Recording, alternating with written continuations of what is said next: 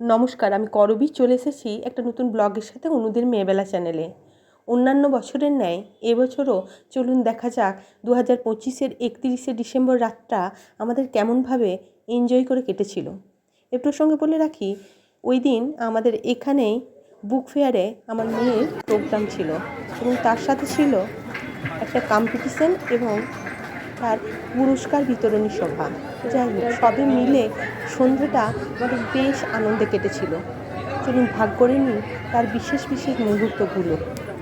মেলার ভেতরের সুন্দর এই আর্ট মিউজিয়াম বা অঙ্কন প্রদর্শনীর এই স্থানটা দেখুন সুন্দরভাবে সাজানো। এরপরে চলে আসলাম আমরা বাইরের অংশে, অর্থাৎ মেলার বাইরের দিকটায় দেখুন বিভিন্ন বুক স্টল এবং ছোট্টখাট্টো খাবারের দোকান এবং বাচ্চাদের দোলনা। যাই হোক, সেদিন আমার মেয়ের গোয়াজিউলাইকের একটা কম্পিটিশান ছিল, তা আগেই বলেছি।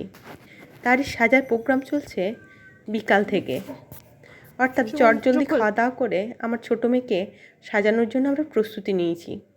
এ প্রসঙ্গে বলে রাখি, ওই দিনের কম্পিটিশনের সমস্ত ইচ্ছেটাই ছিল আমার ছোটো মেয়ে, এবং সে নিজেই ঠিক করেছিল যে সে কালি সাজবে।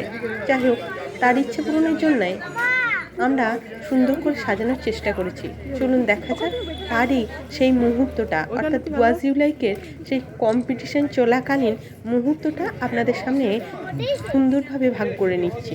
দেখুন, ওরই মতো কচিকাঁচা অনেক বাচ্চা রয়েছে সামনে এবং তাদের সাজানোর বিভিন্ন থিমও রয়েছে।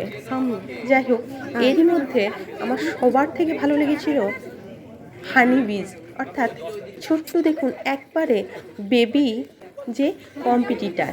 সত্যি আমার তো এত আনন্দ হচ্ছিল ওকে দেখে।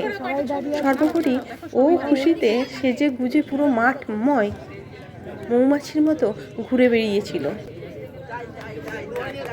এরপর সমস্ত কম্পিটিশনে বিভিন্ন কম্পিটিটারদের বিভিন্ন প্রশ্ন এবং তাদের সাজসজ্জা দেখার পর যারা জাজমেন্ট করছিলেন তারা জানালেন আমার ছোটো কন্যার ফার্স্ট হয়েছে। চলুন দেখা যায় সেই মুহূর্তটা। ও সেজেছিল কালী ঠাকুর, অনুষ্মা মহান্ত প্রথম। যেমন খুশি সাজো, ও সেজেছিল কালী ঠাকুর। কালী ঠাকুরকে কে পুরস্কার দেবেন? কালী ঠাকুরকে পুরস্কার দেবেন শ্রী অধ্যাপক অভিজিৎ চক্রবর্তী মহাশয়। আজকের ব্লগে পর্যন্তই, দেখা হচ্ছে নেক্সট ব্লগে। ততক্ষণের জন্য ভালো থাকবেন, সুস্থ থাকবেন। আর নতুন বছরে সকলের জন্য রইল অনেক অনেক শুভেচ্ছা, অভিনন্দন এবং ভালোবাসা।